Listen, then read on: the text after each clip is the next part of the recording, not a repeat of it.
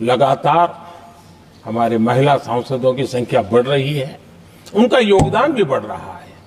मंत्री परिषद में भी उनका योगदान बढ़ रहा है। आज सामाजिक क्षेत्र हो, राजनीतिक क्षेत्र हो, शिक्षा का क्षेत्र हो, खेलकूद का क्षेत्र हो, क्रिएटिव वर्ल्ड की दुनिया हो, जीवन के हर क्षेत्र में महिलाओं का योगदान, महिलाओं का प्रतिनिधित्व देश के लिए गौरव दिलाने वाला रहा है। विज्ञान के क्षेत्र में, खास करके स्पेस टेक्नोलॉजी में उनके योगदान की सराहना हर हिंदुस्तानी बड़े गर्व के साथ कर रहा है। और इन सब की सबसे बड़ी प्रेरणा हमारा संविधान है।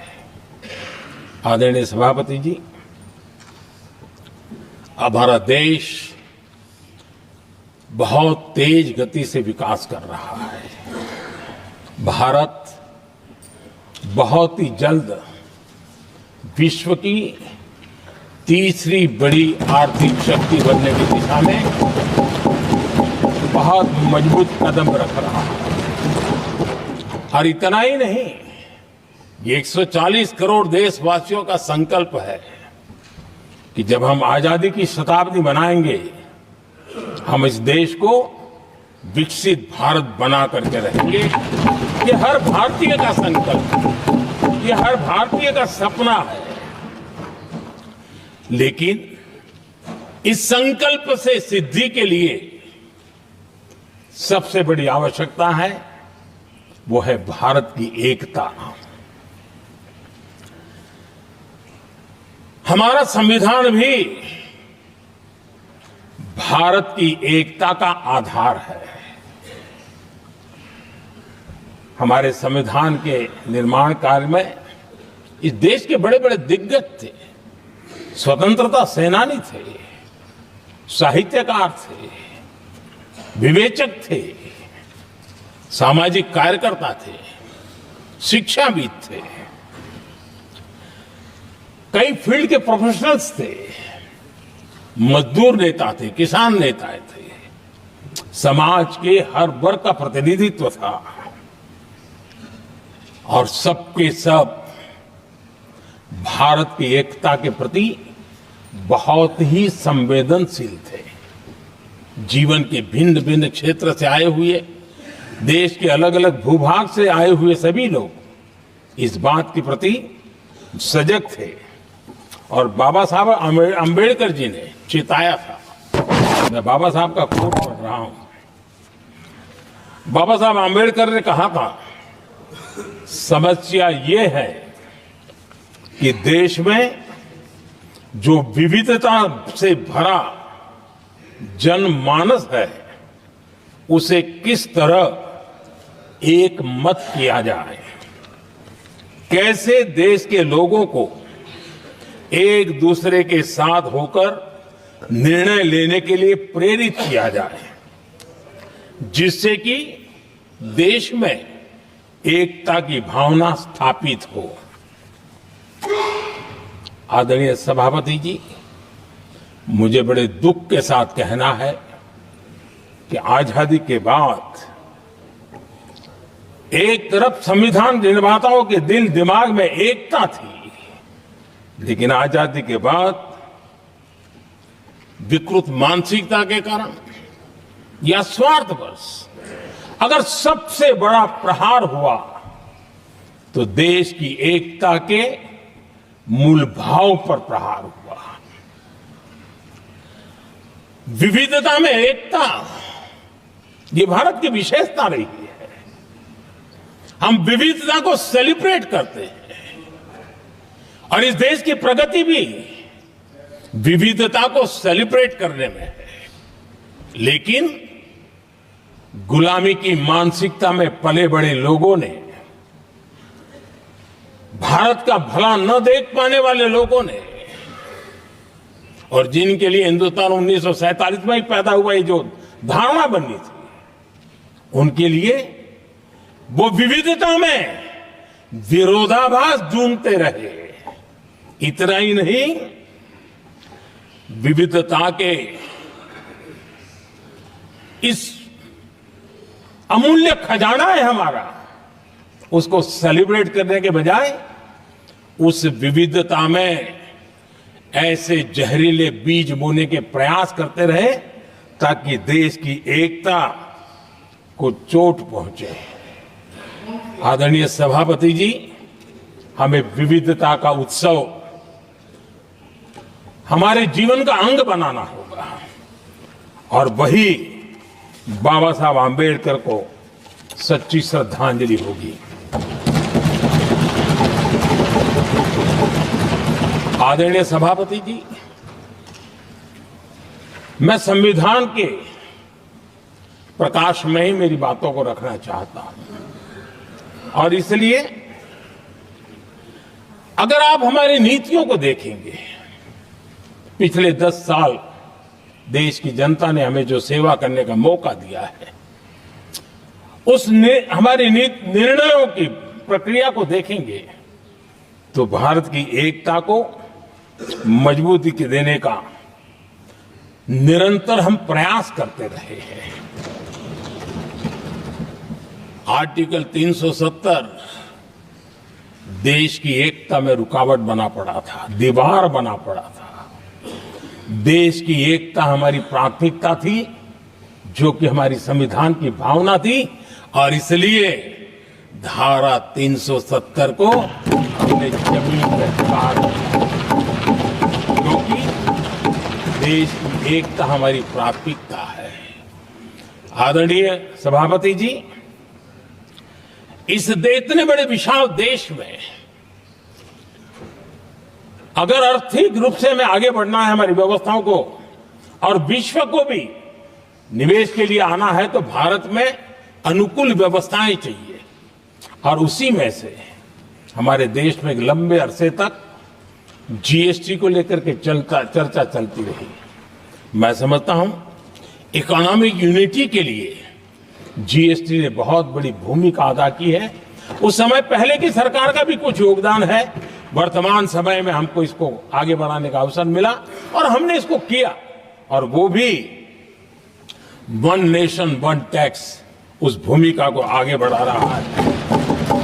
आदरणीय सभापति जी, हमारे देश में राशन कार्ड गरीब के लिए बहुत बड़ी मूल्यवान दस्तावेज रहा है, लेकिन गरीब अगर एक राज्य से दूसरे राज्य जाता था तो गरीब कुछ भी उसके प्राप्त करने का हकदार नहीं बनता था।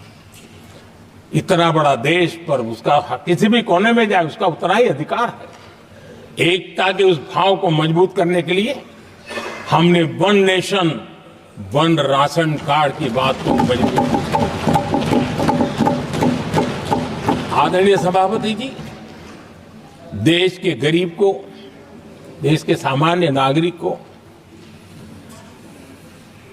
अगर मुफ्त में इलाज मिले तो गरीबी से लड़ने की उसकी ताकत अनेक गुना बढ़ जाती है।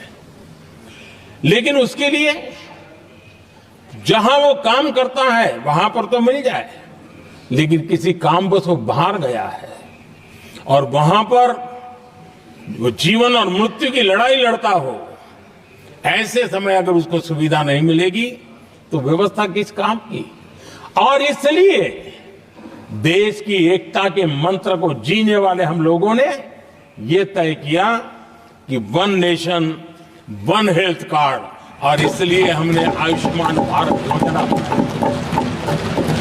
आज बिहार के दूर दराज क्षेत्र का व्यक्ति भी अगर पुणे में कुछ काम कर रहा है और अचानक बीमार हो गया तो उसके लिए आयुष्मान कार्ड होना बहुत इनफ है, उसकी सेवा मिल सकती है।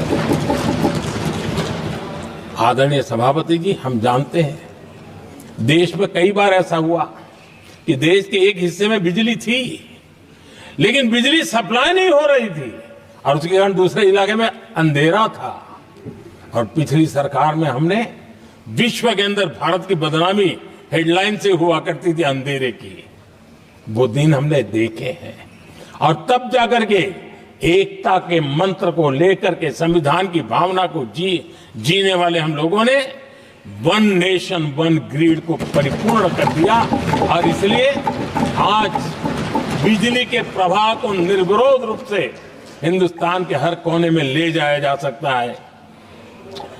आदरणीय सभापति जी, हमारे देश में इंफ्रास्ट्रक्चर में भी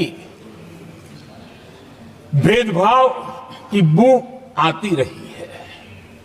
हमने उसे मिटा करके देश की एकता को ध्यान में रखते हुए, एक संतुलित विकास को ध्यान में रखते हुए हमने उस भेदभाव, उस भावना को खत्म करके एकता को मजबूत किया। हमने नॉर्थ ईस्ट हो या जम्मू कश्मीर हो, हिमालय की गोद के इलाके हो या रेगिस्तान के सटे हुए इलाके हो, हमने पूरी तरह इंफ्रास्ट्रक्चर को एक सामर्थ्य देने का प्रयास किया है ताकि एकता के भाव को अभाव में से कारण कोई दूरी पैदा न हो, उसमें से बदलने का हमने काम किया। आदरणीय सभापति जी, युग बदल चुका है और हम नहीं चाहते हैं कि डिजिटल के क्षेत्र में हैव्स एंड हैव्स नॉट की स्थिति बन जाए।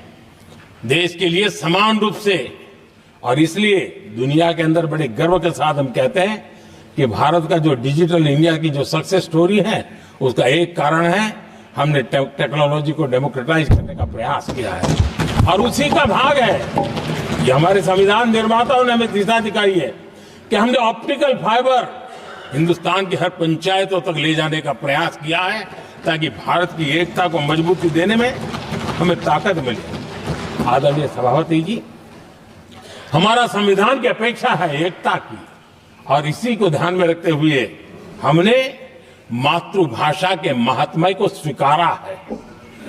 मातृभाषा को दबा करके हम देश के जनमानस को संस्कारित नहीं कर सकते, और इसलिए हमने न्यू एजुकेशन पॉलिसी में भी मातृभाषा को बहुत बल दिया है। और अब मेरे देश का गरीब का बच्चा भी मातृभाषा में डॉक्टर, इंजीनियर बन सकता है, क्योंकि हमारा संविधान सबसे पीछे है, उनकी सबसे दरकार करने का हमें आदेश देता है। इतना ही नहीं, हमने क्लासिकल लैंग्वेज की दिशा में भी कई लैंग्वेजेस जो जिनका हक बनता था, उनको हमने उस स्थान पर रख करके हमने उनका सम्मान किया था। देश भर में एक भारत श्रेष्ठ भारत का अभियान देश के एकता को मजबूत और नई पीढ़ी को वो संस्कारित करने का काम हमारी तरफ से चल रहा है।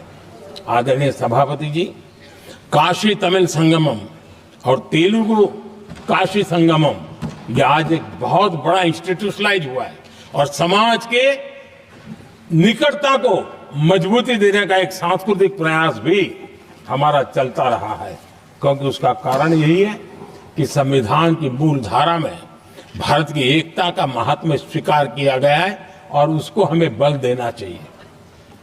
आदरणीय सभापति जी,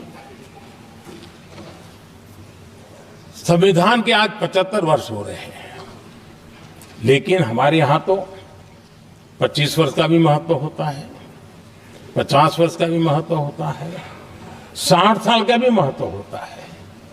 जरा हम इतिहास की तरफ नजर करें कि संविधान यात्रा के इन महत्वपूर्ण पड़ाव का क्या हुआ था। जब देश संविधान के 25 वर्ष पूरे कर रहा था, उसी समय हमारे देश में संविधान को नोच लिया गया, इमरजेंसी आपातकाल लाया गया।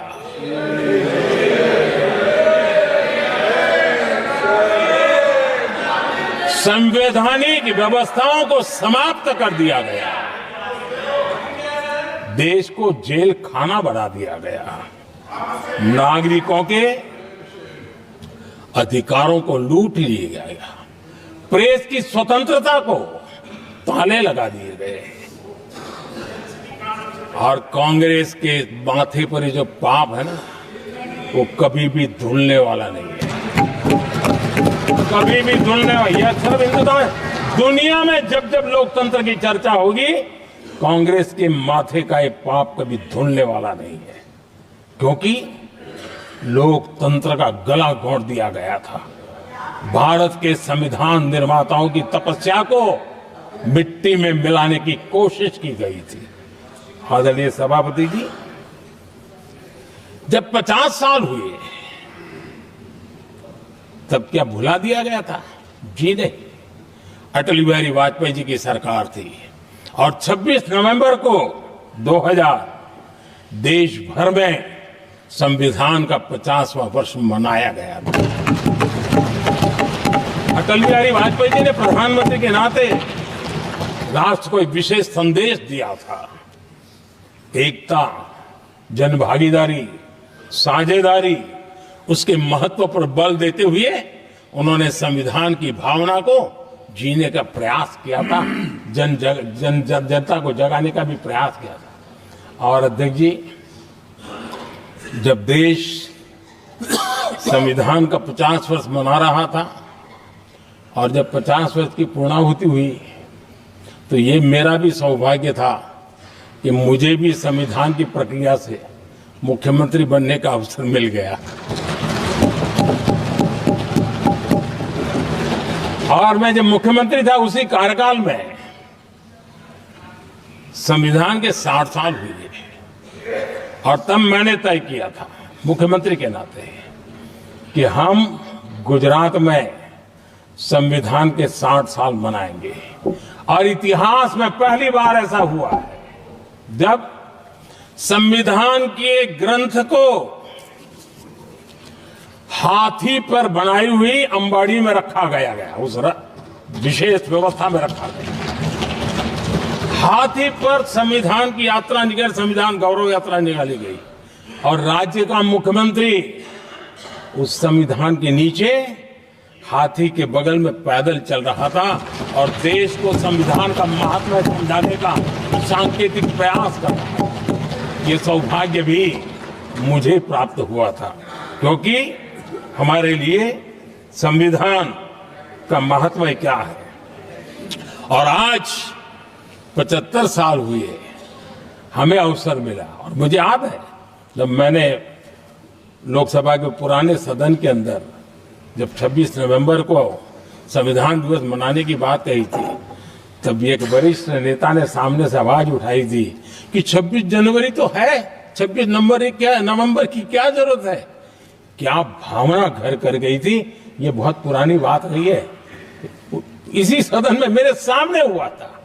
लेकिन आदरणीय सभापति जी, मेरे लिए खुशी की बात है कि इस विशेष सत्र में अच्छा होता, संविधान की शक्ति, संविधान की विविधताओं पर चर्चा होती, नई पीढ़ी को काम आता।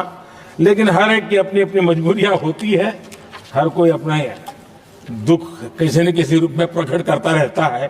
कईयों ने अपनी विफलताओं का दुख प्रकट किया है। अच्छा होता दलगत भावनाओं से उठ करके देश हित में संविधान की चर्चा हुई होती तो समृद्धि मिलती अनेक देश की नई पीढ़ी को।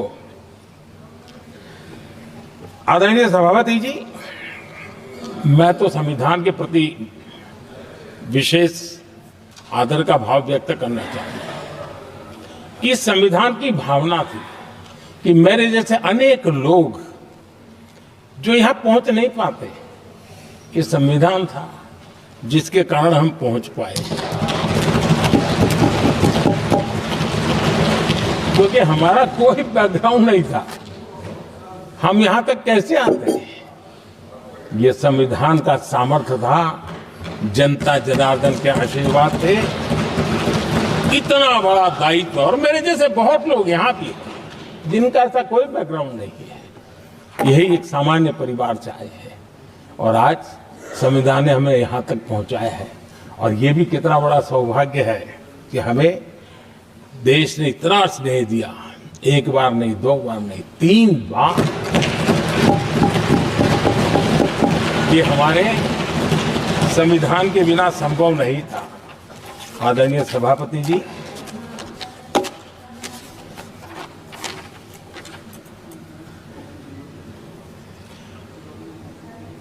उतार चढ़ाव तो आए, कठिनाइयां भी आई, रुकावटें भी आई, लेकिन मैं फिर एक बार देश की जनता को नमन करता हूं कि देश की जनता पूरी ताकत के साथ संविधान के साथ खड़ी रही।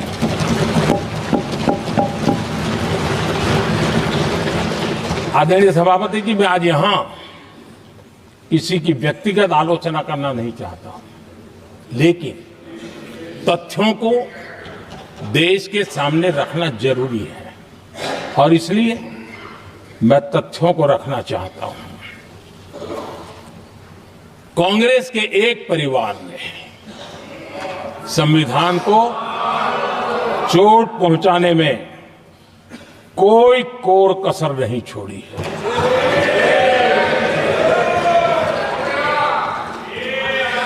और मैं इसलिए एक परिवार का उल्लेख करता हूं कि 75 साल की हमारी यात्रा में 55 साल एक ही परिवार ने राज किया है। इसलिए देश को क्या क्या हुआ है ये जानने का अधिकार है और इस परिवार के कुविचार, कुरीति, कुनीति, इसकी परंपरा निरंतर चल रही है। हर स्तर पर इस परिवार ने संविधान को चुनौती दी। आदरणीय सभापति जी, 1947 टू 1952 इस देश में इलेक्टेड गवर्नमेंट नहीं थी। एक अस्थाई व्यवस्था थी, एक सिलेक्टेड सरकार थी और चुनाव नहीं हुए थे और जब तक चुनाव न हो तब तक एक इंटरिम व्यवस्था के रूप में कोई खाका खड़ा करना चाहिए, किया गया था। 1952 के पहले राज्यसभा का भी गठन नहीं हुआ था, राज्यों में भी कोई चुनाव नहीं थे, जनता का कोई आदेश नहीं था। उसके बावजूद भी और अभी तो संविधान निर्माताओं ने इतना मंथन करके संविधान बनाया था। 1951 में जबकि चुनी हुई सरकार नहीं थी, उन्होंने ऑर्डिनेंस करके संविधान को बदला और किया क्या? अभिव्यक्ति की आजादी पर हमला कर दिया गया।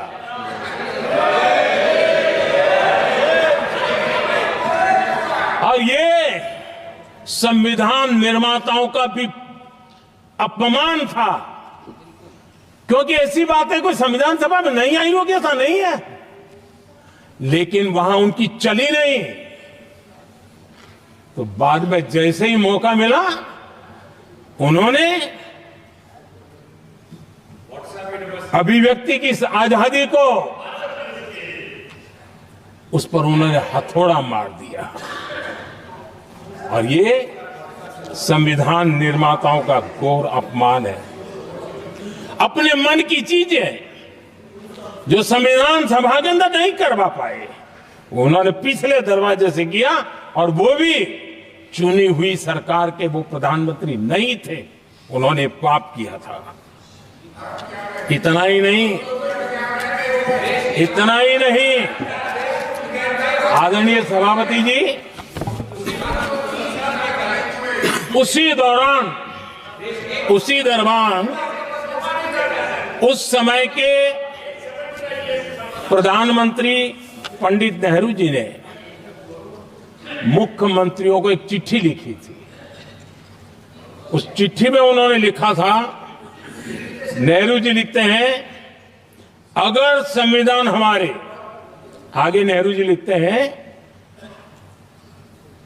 अगर संविधान हमारे रास्ते के बीच में आ जाए, ये नेहरू जी लिख रहे हैं, अगर संविधान हमारे रास्ते के बीच में आ जाए, आगे नेहरू जी कह रहे हैं, तो हर हाल में संविधान में परिवर्तन करना चाहिए। ये नेहरू जी ने मुख्यमंत्रियों को चिट्ठी लिखी।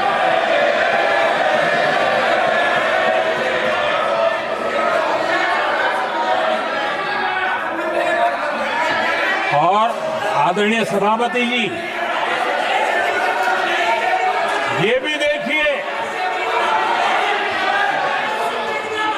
1951 में ये पाप किया गया, लेकिन देश चुप नहीं था।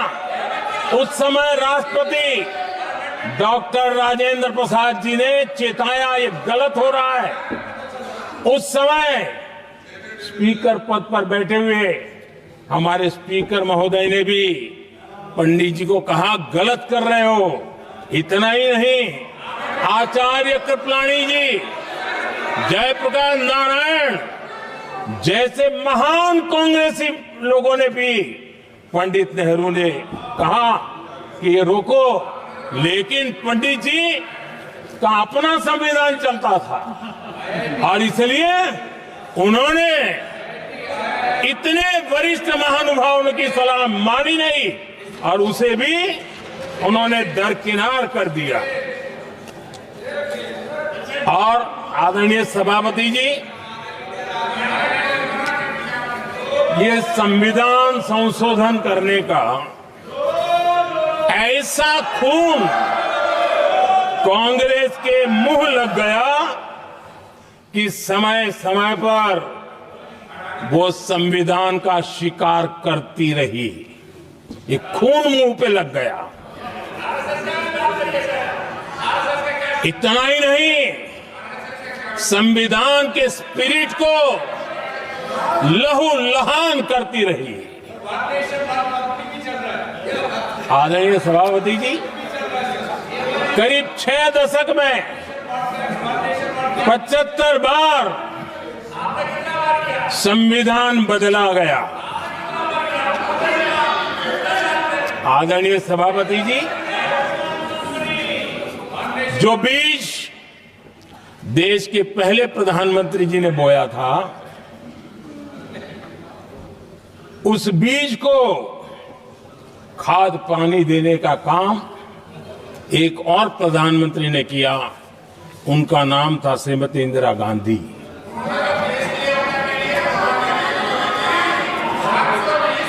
जो पाप पहले प्रधानमंत्री करके गए और जो खून लग गया था 1971 में, सुप्रीम कोर्ट का एक फैसला आया था। उस सुप्रीम कोर्ट के फैसले को संविधान बदल करके पलट दिया गया और 71 में ये संविधान संशोधन किया गया था। और क्या था, उन्होंने हमारे देश की अदालत के पंख काट दिए थे और यहां पर तो किया था कि संसद संविधान के किसी भी आर्टिकल में जो मर्जी पड़े वो कर सकती है और अदालत उसकी तरफ देख भी नहीं सकती है। अदालत के सारे अधिकारों को छीन लिया गया था। ये पाप 1971 में उस समय की प्रधानमंत्री श्रीमती इंदिरा गांधी ने किया था।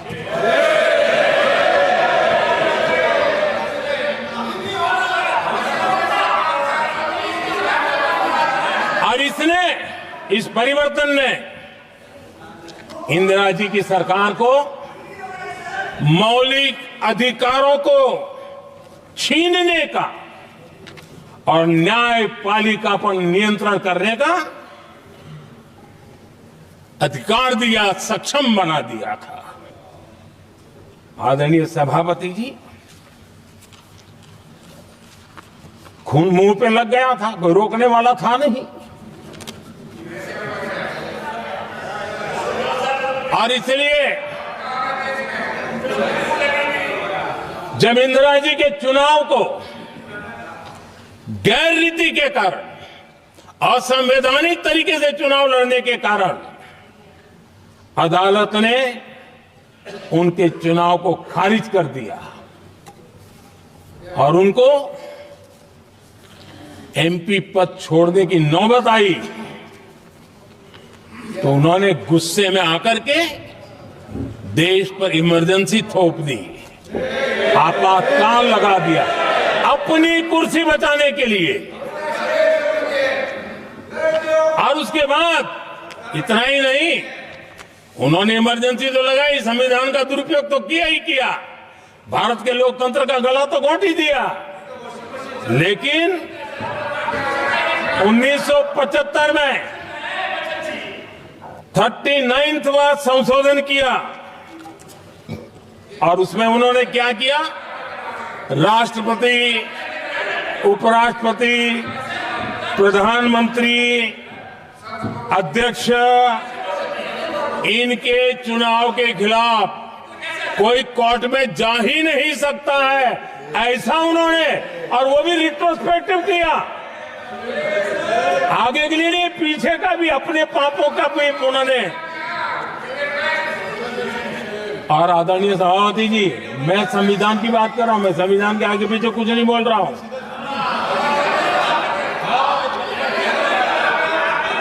आदरणीय सभापति जी,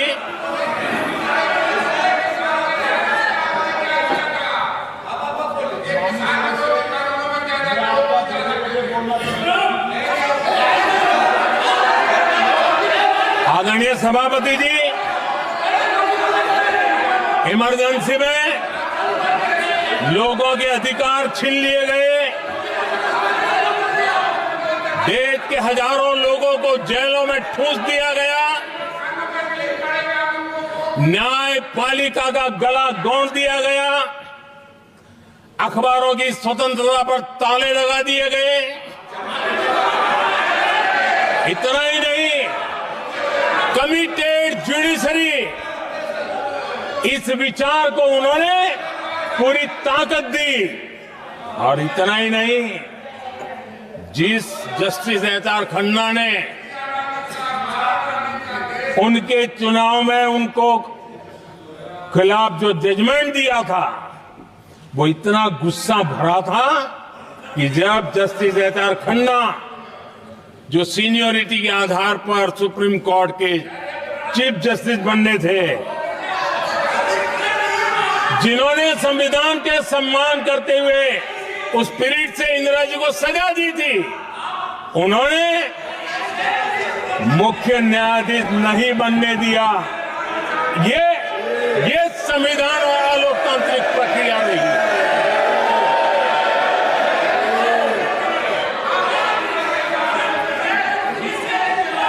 आदरणीय सभापति जी,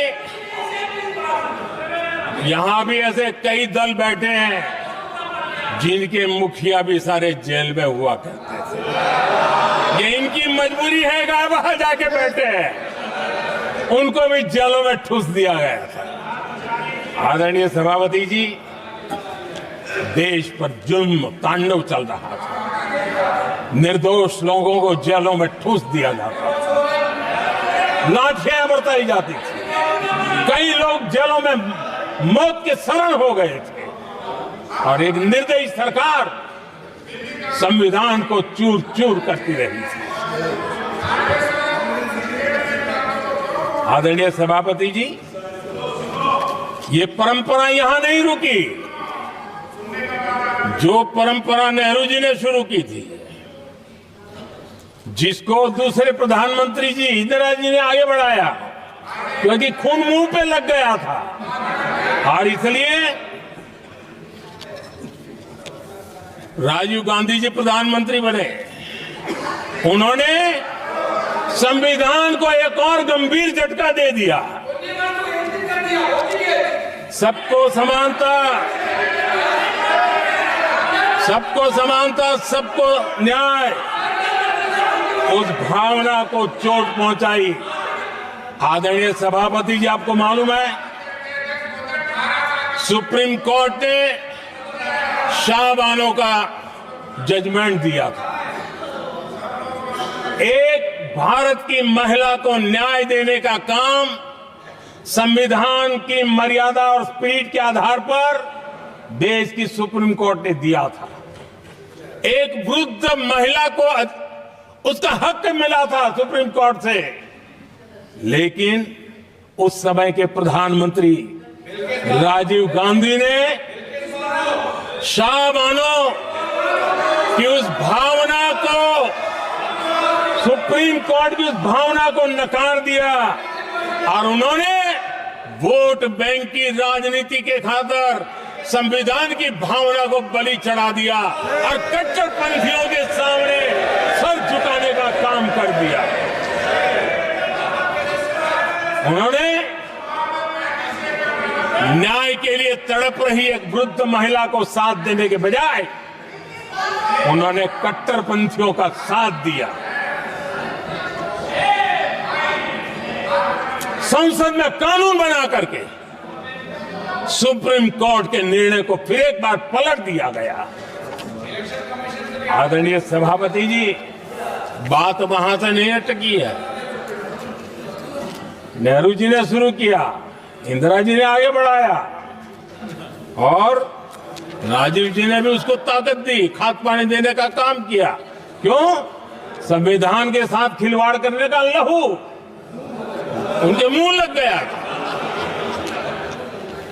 आदरणीय सभापति जी, अगली पीढ़ी भी इसी खिलवाड़ में जुड़ी पड़ी है। एक किताब को मैं कोट कर रहा हूं। उस किताब में जो लिखा गया है और उसमें प्रधानमंत्री उस समय के मेरे पहले जो प्रधानमंत्री थे उनको कोट किया है। उन्होंने कहा है, मुझे यह स्वीकार करना होगा कि पार्टी अध्यक्ष सत्ता का केंद्र है। ये मनमोहन सिंह जी ने कहा है, जो किताब में लिखा गया है। मुझे यह स्वीकार करना होगा कि पार्टी अध्यक्ष सत्ता का केंद्र है। सरकार पार्टी के प्रति जवाबदेह है। इतिहास में पहली बार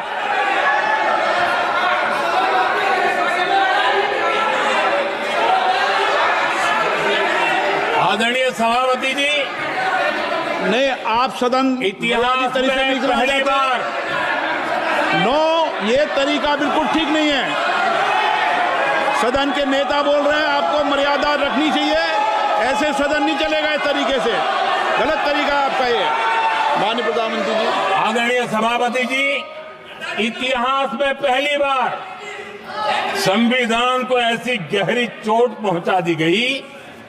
संविधान निर्माताओं ने चुनी हुई सरकार और चुने हुए प्रधानमंत्री की कल्पना तक ही हमारा संविधान था, लेकिन इन्होंने तो प्रधानमंत्री के ऊपर एक गैर संवैधानिक, और जिसने कोई शपथ भी नहीं लिया था, नेशनल एडवाइजरी काउंसिल पीएमओ के भी ऊपर बैठा दिया। पीएमओ के ऊपर अघोषित दर्जा दे दिया गया।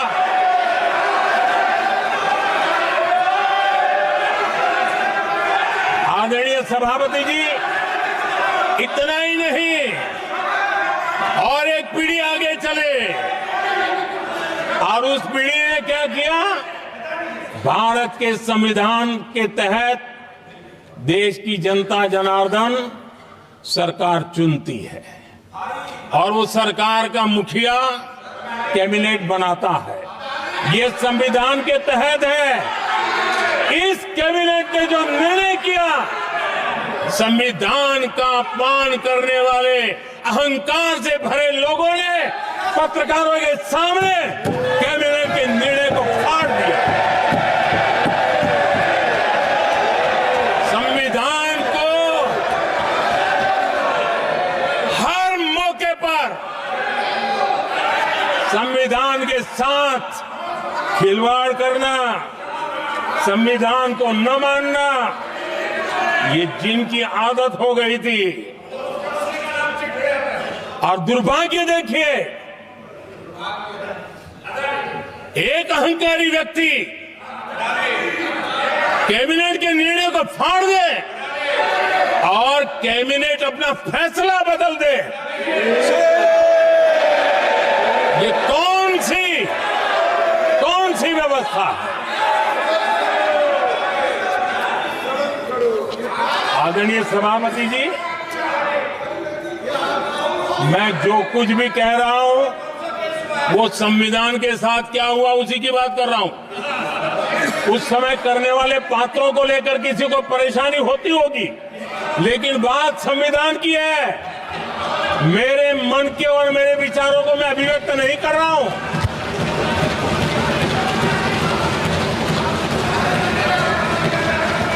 आदरणीय सभापति जी, कांग्रेस ने निरंतर संविधान की अवमानना की, संविधान के महत्व को कम किया।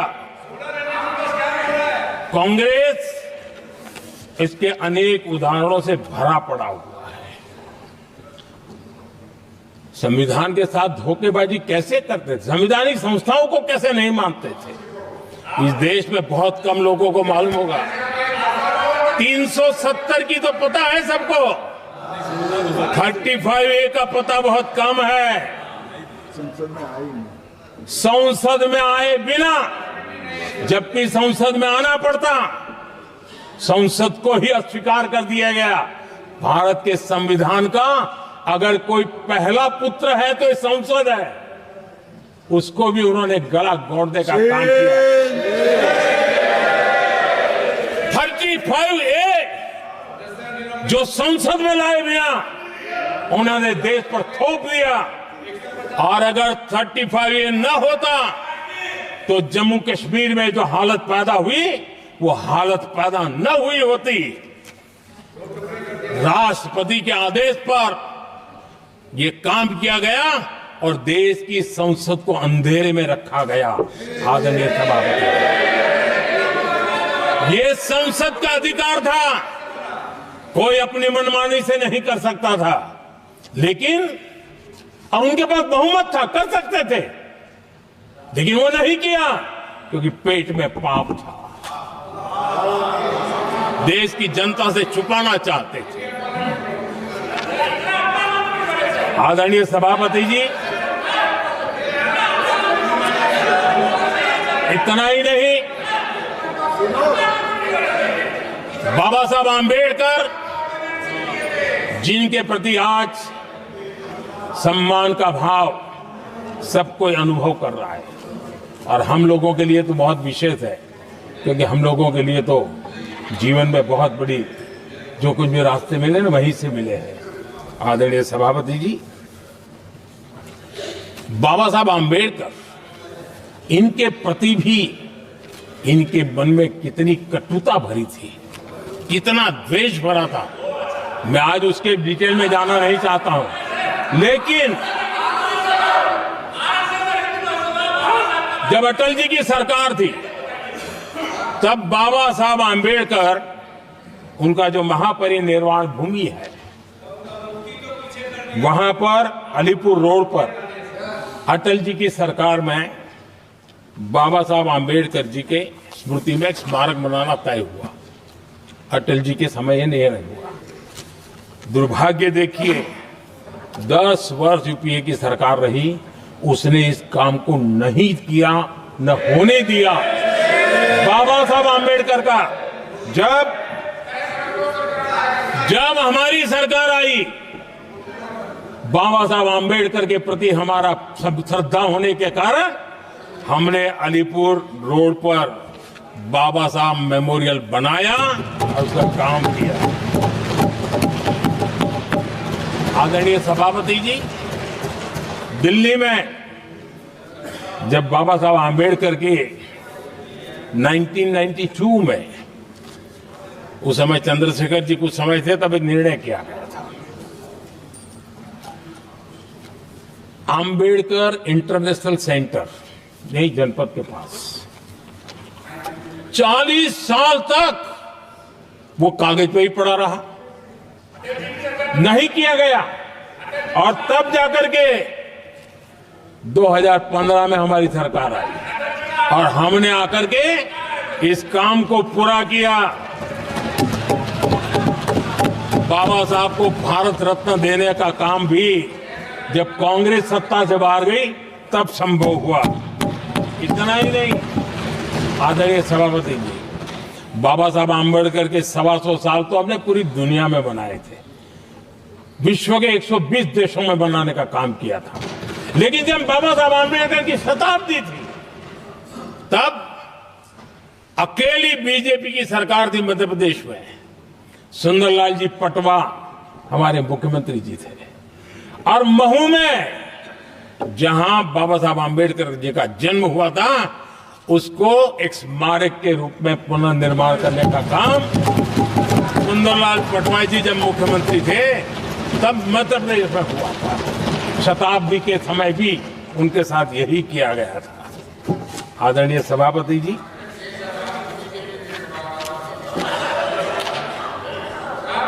हमारे देश में बाबा साहब आंबेडकर एक दीर्घदृष्टा थे। समाज के दबे कुचले लोगों को मुख्य धारा में लाने के लिए वो प्रतिबद्ध थे और एक लंबे सोच के साथ भारत को अगर विकसित होना है तो भारत का कोई अंग दुर्बल नहीं रहना चाहिए, ये चिंता बाबा साहब को सताती थी। और तब जाकर के हमारे देश में आरक्षण की व्यवस्था बनी। लेकिन वोट बैंक की राजनीति में छुपे हुए लोगों ने, डूबे हुए लोगों ने धर्म के आधार पर, तुष्टीकरण के नाम पर आरक्षण के अंदर कुछ न कुछ नुक्सेदनी करने का प्रयास किया।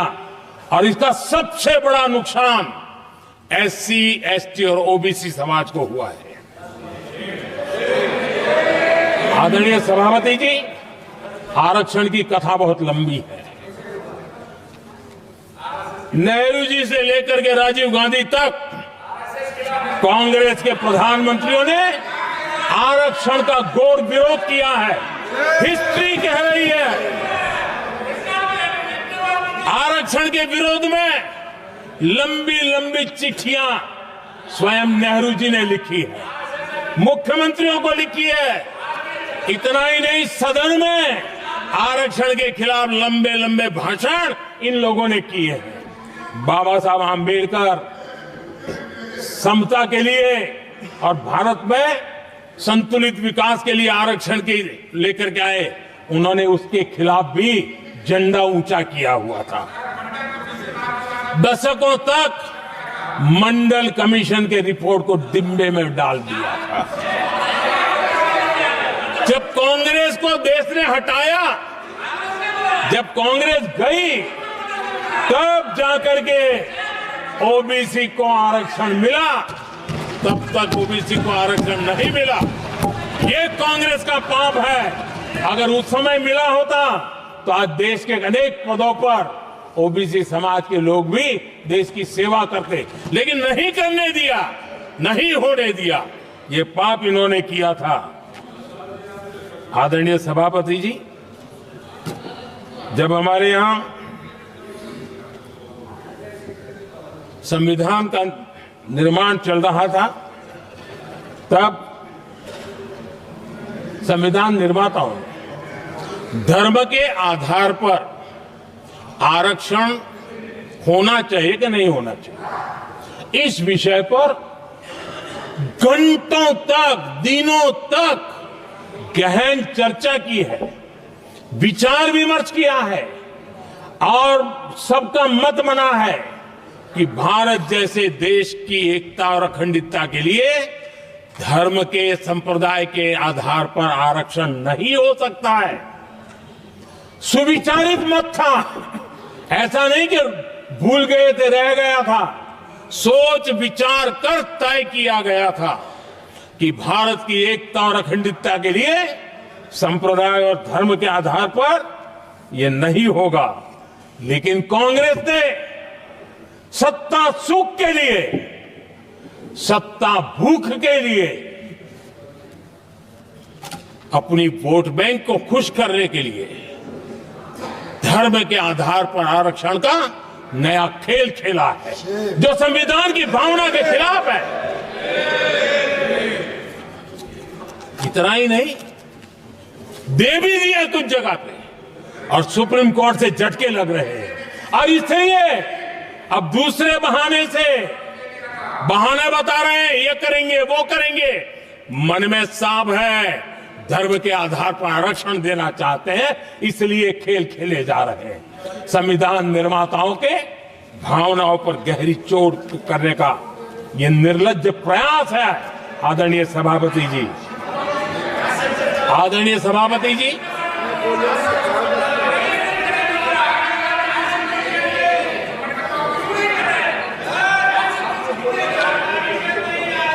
आदरणीय सभापति जी, एक गलत और विषय, ये तरीका ठीक नहीं। आपके नेता ने बोला, आपने बोला दोबारा बात मत करो। जिसकी भी मैं चर्चा करना चाहता हूं,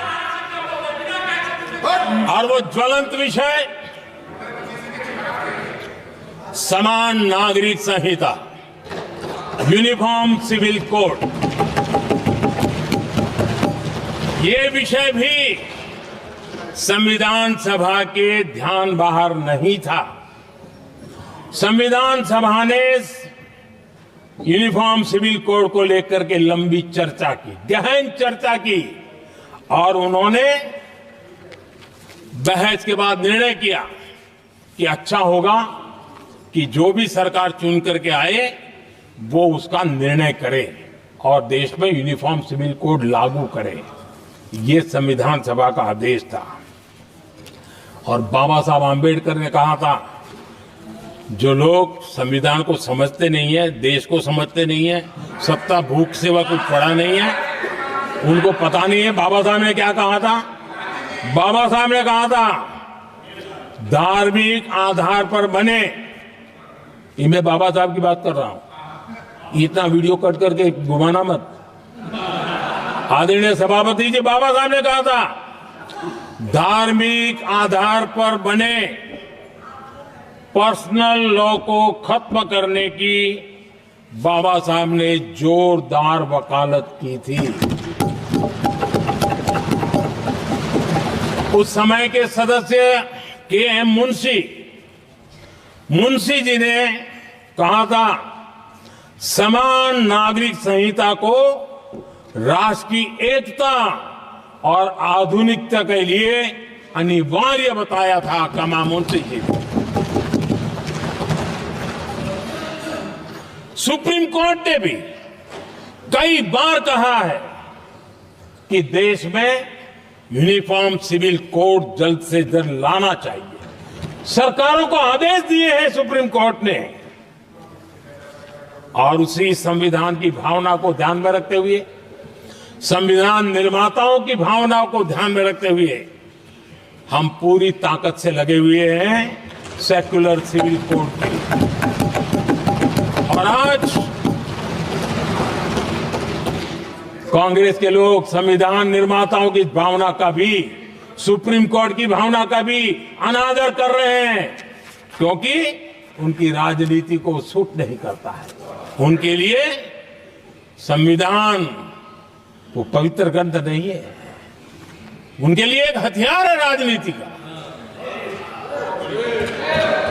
खेल खेलने का हथियार बना दिया। लोगों को डराने के लिए संविधान को हथियार बनाया जाता है। आदरणीय सभापति जी, और ये कांग्रेस पार्टी, उनको तो संविधान शब्द भी उनके मुंह में शोभा नहीं देता है। इसलिए जो अपनी पार्टी के संविधान को नहीं मानते हैं, जिन्होंने अपनी पार्टी के संविधान को कभी स्वीकार नहीं किया है, क्योंकि संविधान को स्वीकार करने के लिए एक लोकतांत्रिक स्पिरिट लगता है, जो जिनकी रगों में नहीं है। सत्तावाद और परिवारवाद भरा पड़ा है। अब आप देखिए जो कैसी शुरुआती कितनी गड़बड़ हुई है। मैं कांग्रेस की बात कर रहा हूं। 12 कांग्रेस की प्रदेश की कमेटियों ने, 12 प्रदेश कमेटियों ने सरदार पटेल के नाम पर सहमति दी थी। नेहरू जी के साथ एक भी कमेटी नहीं थी, नॉट अ सिंगल। संविधान के तहत सरदार साहब ही देश के प्रधानमंत्री बनते हैं, लेकिन लोकतंत्र में श्रद्धा नहीं, खुद के संविधान पर विश्वास नहीं, खुद के ही संविधान को स्वीकारना नहीं, और सरदार साहब देश के प्रधानमंत्री नहीं बन सके और ये बैठ गए। जो लोग अपनी पार्टी के संविधान को, जो लोग अपनी पार्टी के संविधान को नहीं मानते,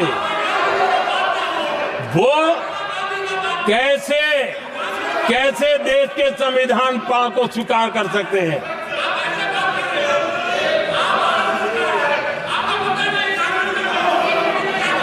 आदरणीय सभापति जी, जो लोग संविधान में लोगों के नाम ढूंढते रहते हैं, मैं जरा बताना चाहता हूं। कांग्रेस पार्टी के एक अध्यक्ष हुआ करते थे और वो अति पिछड़े समाज से आते थे।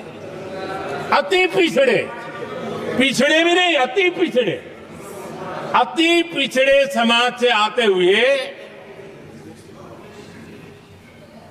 उनके अध्यक्ष श्रीमान सीताराम केसरी जी, कैसा अपमान किया गया। कहते हैं बाथरूम में बंद कर दिया गया, उठा करके फुटपाथ पर फेंक दिया गया। अपनी पार्टी के संविधान में ऐसा कभी नहीं लिखा गया, लेकिन अपनी पार्टी के संविधान को न मानना, लोकतंत्र की प्रक्रिया को न मानना और पूरी कांग्रेस पार्टी पर एक परिवार ने कब्जा कर लिया, लोकतंत्र को नकार दिया। आदरणीय सभापति जी,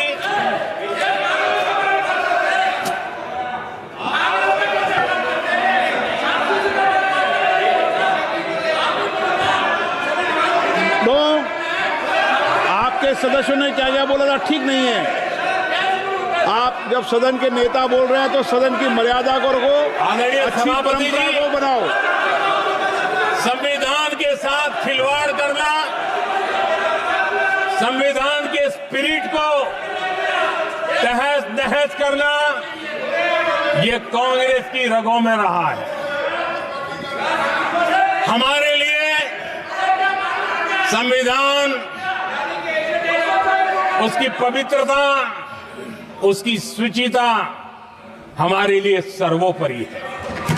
और ये शब्दों में नहीं है, जब जब हमें कसौटी पर कसा गया है, हम तप करके निकले हुए लोग हैं। मैं उदाहरण देना चाहता हूं। 1996 में सबसे बड़े दल के रूप में भारतीय जनता पार्टी जीत करके आई, सबसे बड़ा दल था। और राष्ट्रपति जी ने संविधान की भावना तहत सबसे बड़े दल को प्रधानमंत्री के शपथ के लिए बुलाया और 13 दिन सरकार चली। अगर हमें संविधान के स्पिरिट के प्रति हमारा भावना न होती तो हम भी ये बांटो, वो बांटो, ये दे दो, वो दे दो, इसको डेप्यूटी पीएम बना दो, इसको ढिकना बना दो, हम भी सत्ता सुख भोग सकते थे। लेकिन अटल जी ने सौदेबाजी का रास्ता नहीं चुना, संविधान के सम्मान का रास्ता चुना और 13 दिन के बाद इस्तीफा देना स्वीकार कर दिया। ये ऊंचाई है हमारी लोकतंत्र के। इतना ही नहीं, 1998 में एनडीए की सरकार थी, सरकार चल रही थी, लेकिन कुछ लोगों को हम नहीं तो कोई नहीं, ये जो एक परिवार का खेल चला है, अटल जी की सरकार को स्थिर करने के लिए खेल चले गए। वोट हुआ, खरीद फरोख्त तब भी हो सकती थी, बाजार में माल तब भी बिकता था, लेकिन संविधान की भावना के प्रति समर्पित अटल बिहारी वाजपेयी जी की सरकार ने एक वोट से हारना पसंद किया, इस्तीफा दिया, लेकिन असंवैधानिक कोई कृत्य नहीं किया। ये हमारा इतिहास है, ये हमारे संस्कार है, ये हमारी परंपरा है। और दूसरी तरफ अदालत ने भी जिस पर थप्पा मार दिया, कैश फॉर वोट का कांड, एक लघुमती सरकार को बचाने के लिए संसद में नोटों के ढेर साक्ष्य के रूप में रखे गए, असंवैधानिक तरीका। सरकार बचाने के लिए भारत के लोकतंत्र की भावना को बाजार बना दिया गया, वोट खरीदे गए। आदरणीय सभापति जी, 90 के दशक में कई सांसदों को रिश्वत देने का पाप, ये संविधान की भावना थी कि 140 करोड़ वासियों के मन में जो लोकतंत्र पनपा है, उस लोकतंत्र के साथ ये खिलवाड़। कांग्रेस के लिए सत्ता सुख, सत्ता की भूख, यही एकमात्र कांग्रेस का इतिहास है, कांग्रेस का वर्तमान है। आदरणीय सभापति जी, 2014 के बाद एनडीए को सेवा का मौका मिला, संविधान और लोकतंत्र को मजबूती मिली। ये पुरानी जो बीमारियों थी, उस बीमारी से मुक्ति का हमने एक अभियान चलाया। बीते 10 साल यहां से पूछा गया, हमने भी संविधान संशोधन किए। जी हां, हमने भी संविधान संशोधन किए हैं, देश की एकता के लिए, देश की अखंडता के लिए, देश के उज्जवल भविष्य के लिए और संविधान की भावना के प्रति पूर्ण समर्पण के साथ किए हैं। हमने संविधान संशोधन किया, क्यों किया? इस देश का ओबीसी समाज तीन दशक से ओबीसी कमीशन को संवैधानिक दर्जा देने के लिए मांग कर रहा है। ओबीसी के सम्मान के लिए, उसको संवैधानिक दर्जा देने के लिए हमने संविधान संशोधन किया है। हमें गर्व है ये करने का। समाज के दबे कुचले लोगों को उनके साथ खड़े होना, ये हम अपना कर्तव्य मानते हैं, इसलिए संविधान संशोधन किया। आदरणीय सभापति जी, इस देश में एक बहुत बड़ा वर्ग था, वो किसी भी जाति में क्यों न जन्मा हो, लेकिन गरीबी के कारण अवसरों को वो पा नहीं सकता था, आगे बढ़ नहीं सकता था, और इसलिए उसने असंतोष की ज्वाला भड़क रही थी और सबकी मांग रहती थी, कोई निर्णय नहीं करता था। हमने संविधान संशोधन किया, सामान्य जन के गरीब परिवार के 10% आरक्षण का किया, और ये पहला आरक्षण का संशोधन था। देश में कोई विरोध का स्वर नहीं उठा, हर किसी ने प्यार से उसको स्वीकार किया। संसद ने भी सहमति के साथ पारित किया, क्योंकि समाज की एकता की उसमें ताकत पड़ी थी, संविधान की भावनाओं का भाव पड़ा था, सबने सहयोग किया था, तब जाकर के हुआ था। आदरणीय सभापति जी, जी हां, हमने भी संविधान में संशोधन किए हैं, लेकिन हमने संविधान में संशोधन किया महिलाओं को शक्ति देने के लिए। संसद और विधानसभा में, और संसद का पुराना भवन गवाह है, जब देश महिलाओं को आरक्षण देने के लिए आगे बढ़ रहा था और कानून बिल पेश हो रहा था, तब उन्हीं का एक साथी दल वेल में आता है, कागज छीन लेता है, फाड़ देता है और सदन स्थगित हो जाता है और 40 साल तक विषय लटका रहता है। और वो आज उनके मार्गदर्शक है, जिन्होंने देश की महिलाओं के साथ अन्याय किया, वो उनके मार्गदर्शक है।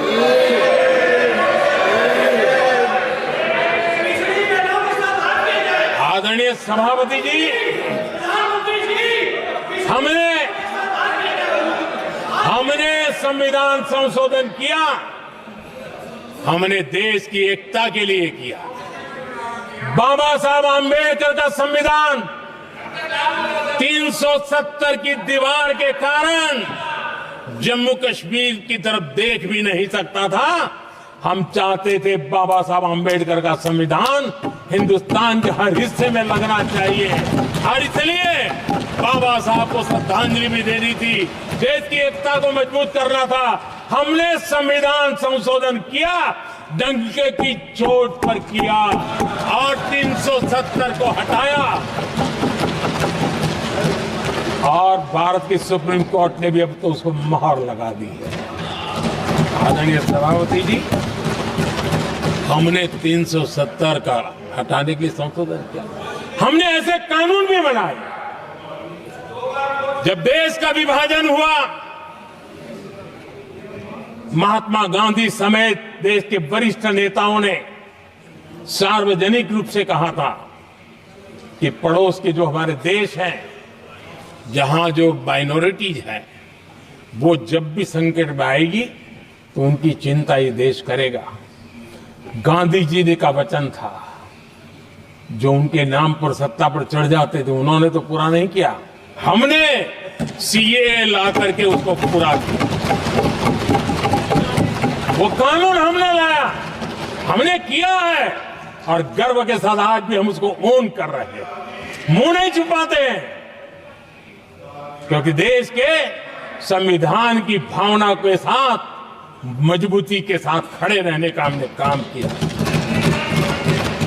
आदरणीय सभापति जी, हमने जो संविधान संशोधन किए हैं वो पुरानी गलतियों को ठीक करने के लिए किए और हमने एक उज्जवल भविष्य का रास्ता मजबूत करने के लिए किए हैं और समय बताएगा, समय की कसौटी पर हम खरे उतरेंगे, क्योंकि वो सत्ता स्वार्थ के लिए किया गया पाप नहीं है, हमने देश हित में किया हुआ पुण्य है।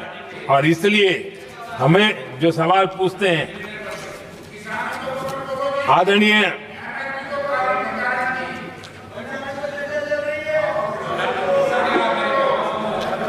सभापति जी, यहां संविधान पर अनेक भाषण हुए, अनेक विषय उठाए गए, हर एक की अपनी मजबूरियां होगी, राजनीति कुछ न कुछ करने के लिए कुछ करते होंगे, लेकिन आदरणीय सभापति जी, हमारा संविधान सबसे ज्यादा जिस बात को लेकर के संवेदनशील रहा है वो है भारत के लोग, वी द पीपल, भारत के नागरिक। संविधान उनके लिए है, उनके हितों के लिए है, उनके कल्याण के लिए है, उनकी गरिमा के लिए है और इसलिए संविधान भारत के कल्याणकारी राज्य के लिए हमें दिशा निर्देश देता है और कल्याणकारी राज्य का मतलब है जहां नागरिकों को भी गरिमा प्राप्त हो, उनको गरिमामय जीवन की गारंटी मिलनी चाहिए। हमारे कांग्रेस के साथियों को एक शब्द बहुत प्रिय है, मैं आज उस शब्द का उपयोग करना चाहता हूं और उनका सबसे प्रिय शब्द जिसके बिना वो जी नहीं सकते वो शब्द है जुमला। कांग्रेस के हमारे साथी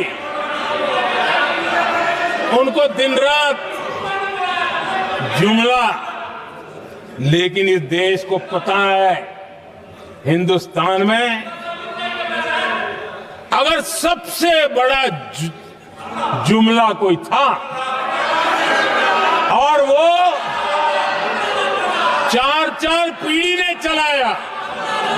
वो जुमला था गरीबी हटाओ।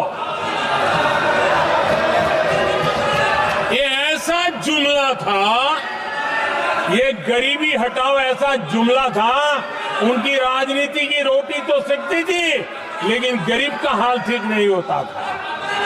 आदरणीय सभापति जी, जरा कोई मुझे कहे, आजादी के इतने सालों के बाद क्या एक डिग्निटी के साथ जीने वाले परिवार को क्या उसे टॉयलेट पे उपलब्ध नहीं होना चाहिए? क्या आपको ये काम करने की फुर्सत नहीं मिली?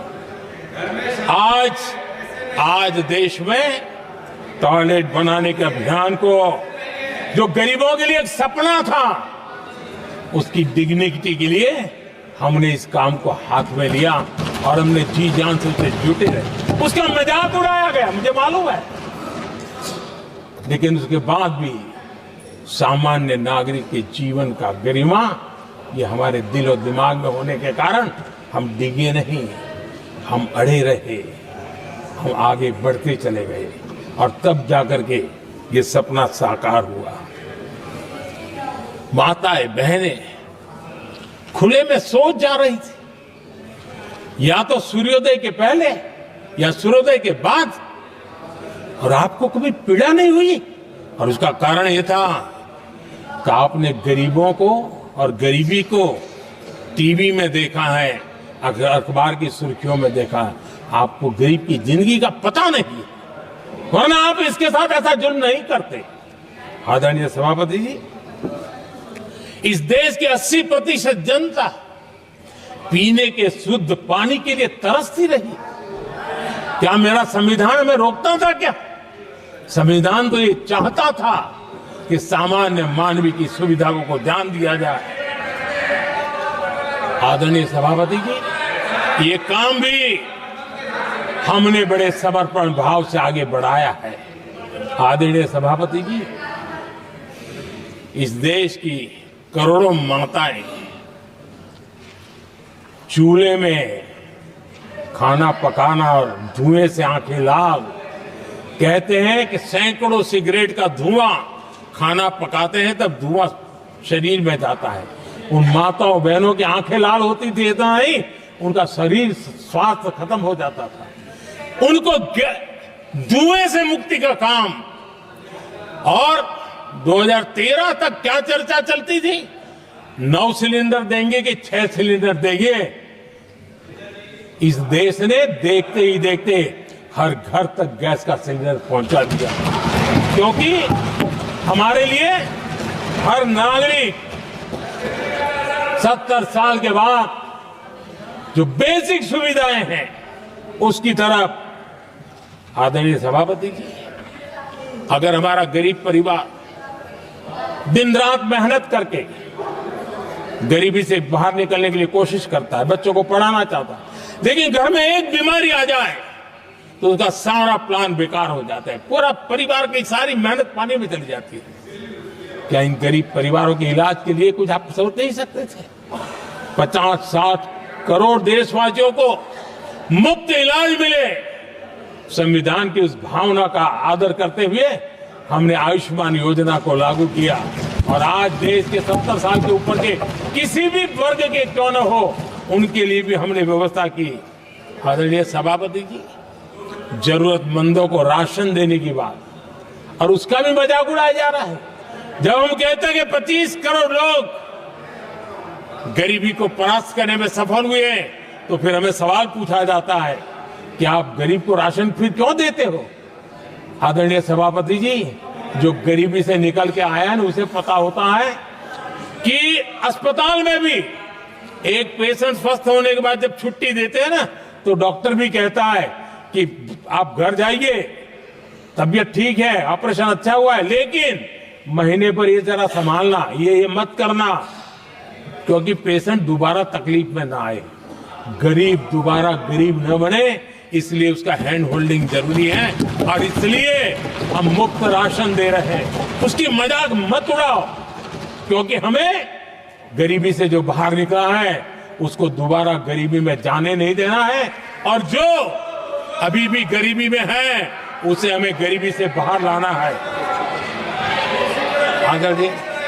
आदरणीय सभापति जी, हमारे देश में गरीबों का नाम पर जो जुमले चले, उसी गरीबों के नाम पर बैंकों का राष्ट्रीयकरण किया गया गरीबों के नाम पर। लेकिन 2014 तक इस देश के 50 करोड़ नागरिक ऐसे थे जिन्होंने बैंक का दरवाजा तक नहीं देखा था। आदरणीय सभापति जी, गरीब को बैंक में प्रवेश तक नहीं था, ये पाप आपने किया। और आज 50 करोड़ गरीबों के बैंक खाते खोल करके हमने बैंक के दरवाजे गरीबों के लिए खोल दिए। इतना ही नहीं, ये एक प्रधानमंत्री कहते थे कि दिल्ली से 1 रुपया निकलता है तो 15 पैसा पहुंचता है, लेकिन उपाय उनको आता नहीं था। उपाय हमने दिखाया। आज दिल्ली से 1 रुपया निकलता है, 100 के 100 पैसे गरीब के खाते में जमा होते हैं। क्यों? हमें बैंक का सही इस्तेमाल क्या करना, बैंक का सही उपयोग क्या करना। माननीय सदस्य मोबाइल नहीं देखें। आदरणीय सभापति जी, बिना गारंटी के ऋण देश के अंदर जिन लोगों को बैंक के दरवाजे तक जाने की इजाजत नहीं थी, आज स्थापित सरकार का संविधान के प्रति जो समर्पण है ना, आज बिना गारंटी वो बैंक से लोन ले सकता है। ये ताकत हमने गरीब को दी है। आदरणीय सभापति जी, गरीबी हटाओ का जुमला इसी के कारण जुमला बनकर के रह गया। गरीब को इस मुश्किल से मुक्ति मिले, ये हमारा बहुत बड़ा मिशन है और ये हमारा संकल्प है, और हम इसके लिए दिन रात एक कर रहे हैं। जिनको कोई नहीं पूछता, इनको मोदी पूजता है। आदरणीय सभापति जी, दिव्यांगजन हर दिन संघर्ष करता, हमारा दिव्यांगजन अब जाकर के हमारे दिव्यांग को फ्रेंडली इंफ्रास्ट्रक्चर मिले, उसकी व्हीलचेयर आगे तक जाए, ट्रेन के डिब्बे तक जाए। ये व्यवस्था दिव्यांगजन के लिए करने का हमारे दिल में तब आया क्योंकि समाज के दबले कुचले वंचित लोगों की चिंता करना हमारे मन में था, तब हुआ। आदरणीय सभापति जी, आप मुझे बताइए, एक तो भाषा के नाम पर झगड़ा करना तो सिखा दिया आपने, लेकिन मेरे दिव्यांगजनों के साथ कितना अन्याय किया। जो हमारे यहां साइनेज लैंग्वेज जो है, साइन लैंग्वेज की जो व्यवस्था है, खास करके मूक बधिर के लिए, अब दुर्भाग्य ऐसा देश का कि असम में जो भाषा सिखाई जाए, उत्तर प्रदेश में दूसरी सिखाई जाए, उत्तर प्रदेश में सिखाई जाए, महाराष्ट्र में तीसरी सिखाई जाए। हमारे दिव्यांगजनों के लिए एक साइन लैंग्वेज का होना बहुत जरूरी था। आजादी के 7 दशक बाद भी उनको उन दिव्यांगजनों की याद नहीं आई। एक कॉमन साइन लैंग्वेज बनाने का काम हमने किया, जो आज देश के मेरे सभी दिव्यांग भाई बहनों के लिए काम आ रही है। आदरणीय सभापति जी, गुमंतु और अर्ध गुमंतु जन समूह समाज का इसके ऊपर पूछने वाला नहीं था। उनके कल्याण के लिए वेलफेयर बोर्ड बनाने का काम हमने किया, क्योंकि संविधान की प्राथमिकता है लोग, हमें उसको दर्जा देने का काम किया है। आदरणीय सभापति जी, हर कोई रेहड़ी पटरी के लोगों से जानता है, हर मोहल्ले में, हर इलाके में, हर फ्लैट में, हर सोसाइटी में सुबह होते ही वो रेहड़ी पटरी वाला आकर के मेहनत करके और लोगों का जीवन चलाने में मदद करता है। उसको बेचारे को 12-12 घंटे काम करे, रेहड़ी भी किसी से किराए पर ले ले, किसी से ब्याज से पैसा ले, किसी से सामान खरीदे, शाम को ब्याज खाओ पैसा ले जाए, बड़ा मुश्किल से अपने बच्चों के लिए ब्रेड का टुकड़ा ले जा सके, ये हालत थी। ये हमारी सरकार ने है रेहड़ी पटरी वालों के लिए स्वनिधि योजना बना करके बैंक से उनको बिना गारंटी लोन देने का शुरू किया, और आज उसके कारण, वो स्वनिधि योजना के कारण वो तीसरे राउंड तक पहुंचा है और अधिकतम लोन बैंक से उसको सामने से मिल रही है। उसकी प्रतिष्ठा का और उसका विस्तार हो रहा है, विकास भी हो रहा है। आदरणीय सभापति जी, इस देश में हम में से कोई ऐसा नहीं होगा जिसको विश्वकर्मा की जरूरत न पड़ती हो। समाज की व्यवस्था की एक बहुत बड़ी व्यवस्था बनी थी, सदियों से चली आ रही थी, लेकिन वो विश्वकर्मा साथियों के लिए कभी पूछा नहीं गया। हमने विश्वकर्मा के कल्याण के लिए योजना बनाई, बैंक से लोन लेने की व्यवस्था की, उनको नई ट्रेनिंग देने की व्यवस्था की, उनको आधुनिक टूल देने की व्यवस्था की, नई डिजाइन से काम बनाने की चिंता की, और उसको हमने मजबूत बनाने का काम किया। आदरणीय सभापति जी, ट्रांसजेंडर जिसको परिवार ने धुतकार दिया, जिसको समाज ने धुतकार दिया, जिसकी कोई चिंता करने वाला नहीं था, ये हमारी सरकार है कि इसको भी भारत के संविधान ने हक दिए हैं उस ट्रांसजेंडर के अधिकारों के लिए कानून और व्यवस्थाएं बनाने का काम किया। उनको गरिमापूर्ण जीवन मिले, उनके अधिकारों की सुरक्षा के लिए हमने काम किया।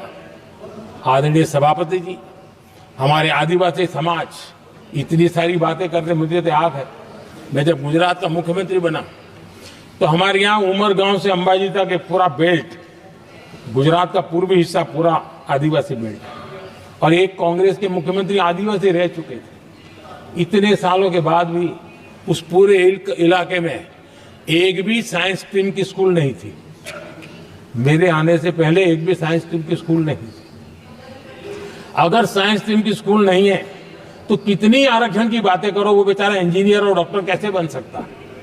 ये मैंने उस इलाके में काम किया और वहां साइंस स्ट्रीम की स्कूलें, आपको वहां यूनिवर्सिटीज बन गई है। लेकिन यानी राजनीति की चर्चा करना, संविधान के अनुरूप काम न करना, ये जिनकी सत्ता भूख है ना, उसका हमने आदिवासी समाज में भी जो अति पिछड़े लोग हैं, और मैं राष्ट्रपति जी का आभार व्यक्त करता हूं, उन्होंने मेरा काफी मार्गदर्शन किया।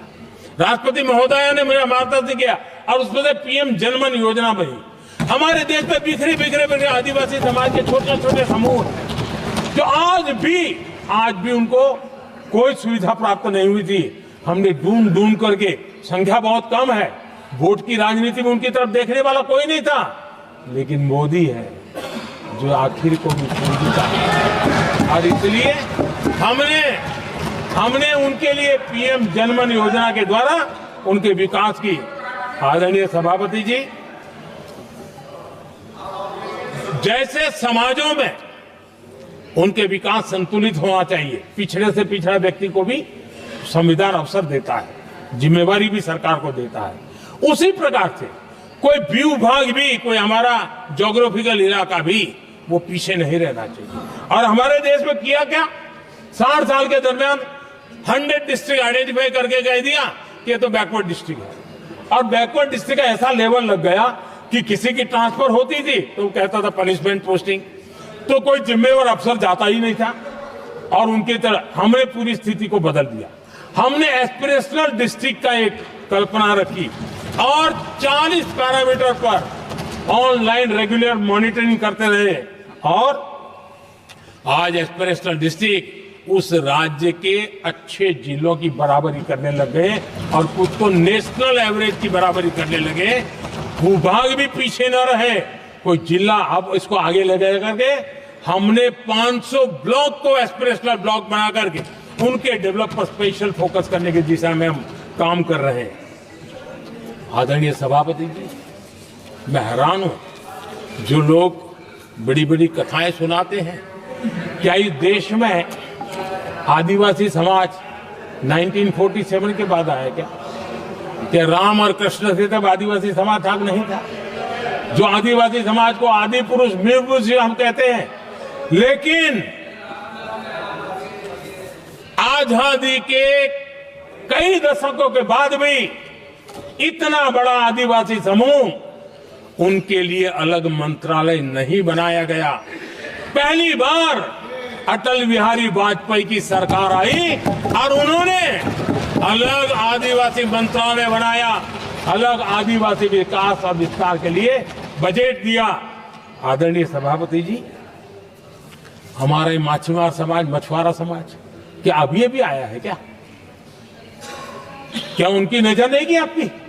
इन मछुआरा समाज के कल्याण के लिए पहली बार हमारी सरकार ने आकर के अलग मंत्रालय बनाया फिशरीज का, उनके कल्याण के लिए अलग से हमने बजट दिया, समाज के इस तबके भी चिंता की।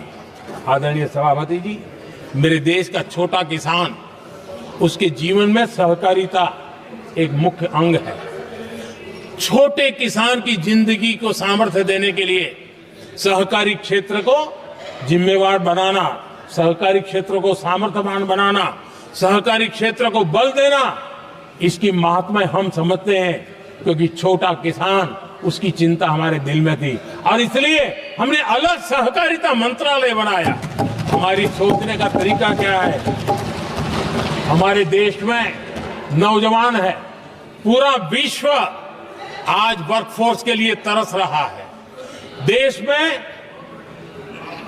डेमोग्राफिक डिवीजन लेना है तो हमारे इस वर्कफोर्स को स्किल बनाना चाहिए।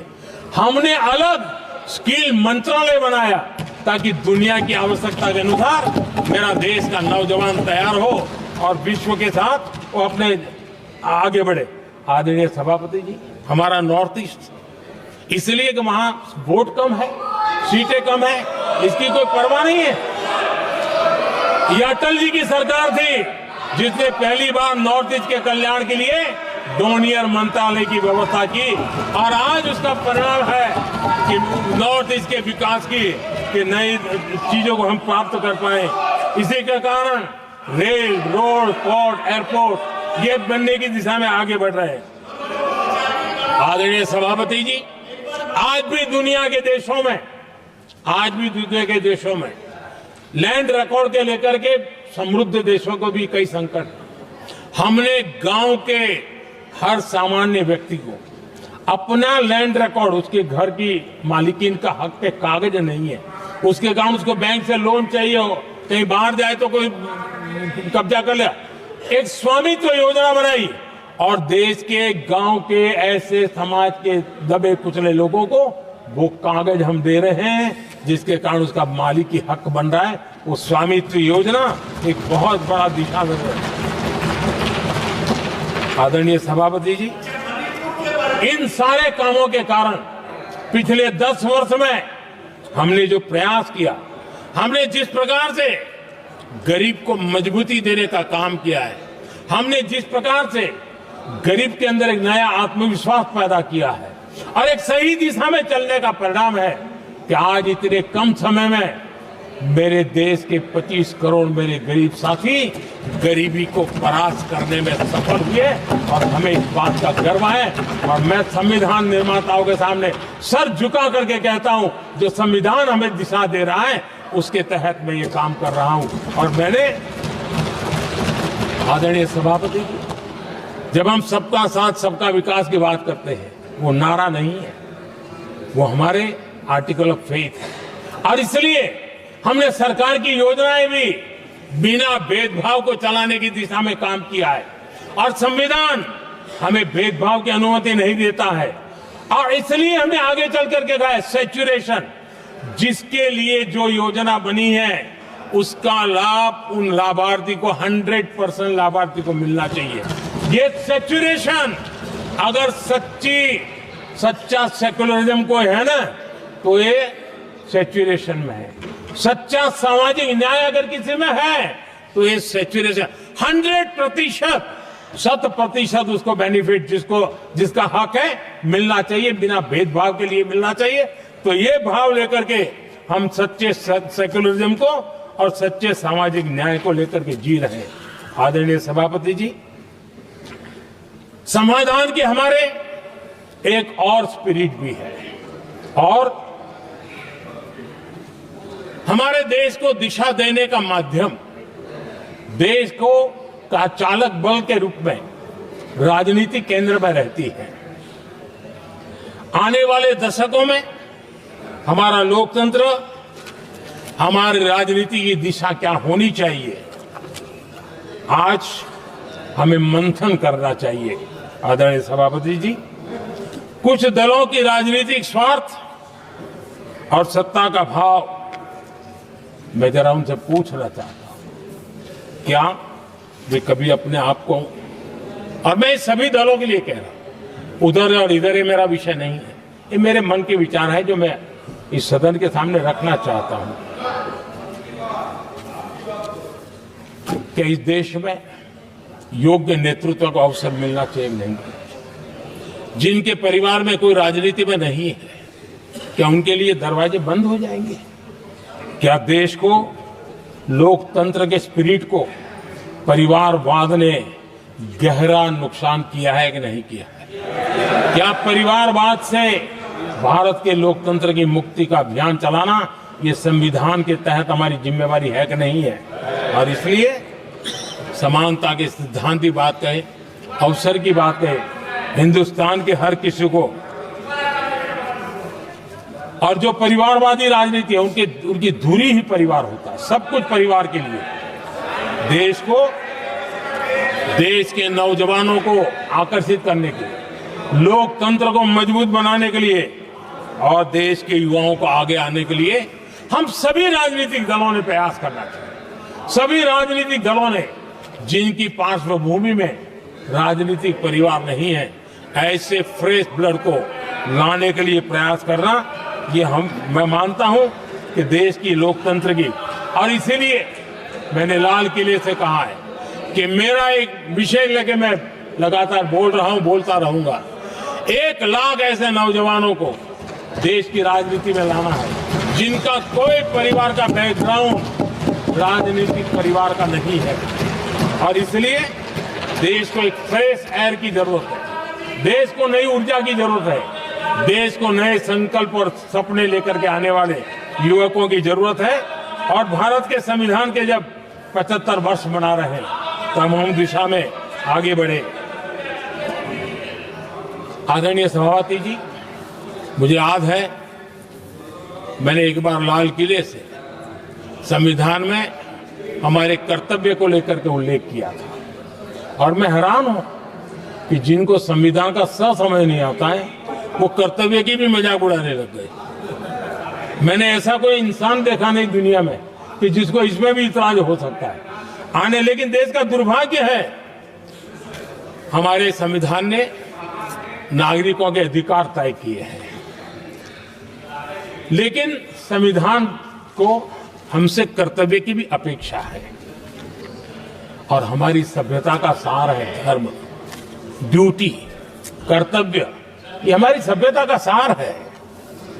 और महात्मा गांधी जी ने कहा था, महात्मा जी का कोट है, उन्होंने कहा था, मैंने ये अपनी अशिक्षित लेकिन विद्वान मां से सीखा है कि हम अपने कर्तव्यों को जितना अच्छे से निभाते हैं उसी से अधिकार निकल करके आता है। ये महात्मा जी ने कहा था। मैं महात्मा जी की बात को आगे बढ़ाता हूं और मैं कहना चाहूंगा, अगर हम अपने मौलिक कर्तव्यों का पालन करें तो कोई भी हमें विकसित भारत बनाने से नहीं रोक सकता। संविधान का 75वां वर्ष कर्तव्य के प्रति हमारे समर्पण भाव को, हमारी प्रतिबद्धता को और ताकत दें, देश कर्तव्य भावना से आगे बढ़े, ये मैं मानता हूं समय की मांग है। आदरणीय सभापति जी, भारत के भविष्य के लिए संविधान के स्पिरिट से प्रेरित होकर के मैं आज इस सदन के पवित्र मंच से 11 संकल्प सदन के सामने रखना चाहता हूं। पहला संकल्प है, चाहे नागरिक हो या सरकार हो, सभी अपने कर्तव्यों का पालन करें।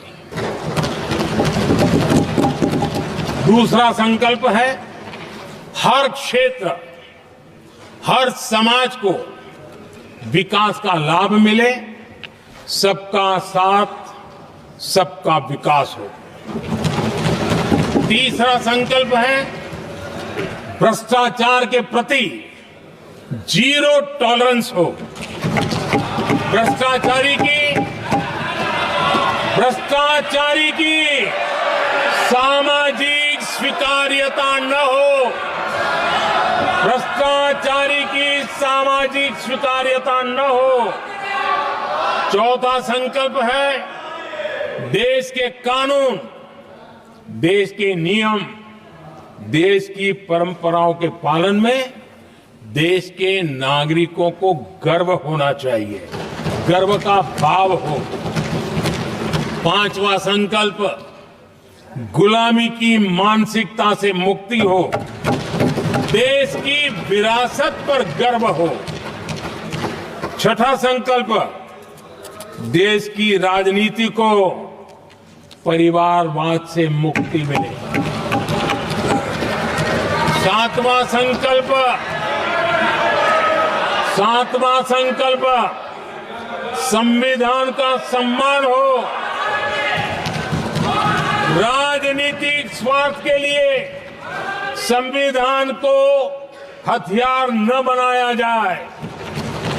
आठवां संकल्प संविधान की भावना के प्रति समर्पण रखते हुए जिनको आरक्षण मिल रहा है वो न छीना जाए और धर्म के आधार पर आरक्षण की हर कोशिश पर रोक लगे। नौवां संकल्प विमेन लेड डेवलपमेंट में भारत दुनिया के लिए मिसाल बने। 10वां संकल्प राज्य के विकास से राष्ट्र का विकास, ये हमारा विकास का मंत्र हो। 11वां संकल्प एक भारत श्रेष्ठ भारत का ध्येय सर्वोपरि हो। आदरणीय सभापति जी, इसी संकल्प के साथ हम सब मिलकर के अगर हम आगे बढ़ते हैं तो संविधान की जो निहित भावना है वी द पीपल, सबका प्रयास, हम इसी मंत्र को लेकर के आगे चले और विकसित भारत का सपना इस सदन में बैठे हुए सबका तो होना ही चाहिए। 140 करोड़ देशवासियों का सपना जब बन जाता है और संकल्प लेकर के जब देश चल पड़ता है तो इच्छित परिणाम लेकर के रहता है। मेरा 140 करोड़ देशवासियों के प्रति मेरी अपार श्रद्धा रही है। उनके सामर्थ्य पर मेरी श्रद्धा है, देश की युवा शक्ति पर मेरी श्रद्धा है, देश की नारी शक्ति पर मेरी श्रद्धा है। और इसलिए मैं कहता हूं कि देश 2047 देश जब आजादी के 100 साल मनाएगा तो विकसित भारत के रूप में मनाएगा। इस संकल्प के साथ आगे बढ़े। मैं फिर एक बार इस महान पवित्र कार्य को आगे बढ़ाने के लिए सबको शुभकामनाएं देता हूं और मैं आदरणीय सभापति जी, आपने समय बढ़ाया इसके लिए मैं आपका बहुत बहुत आभार व्यक्त करता हूं। बहुत बहुत धन्यवाद।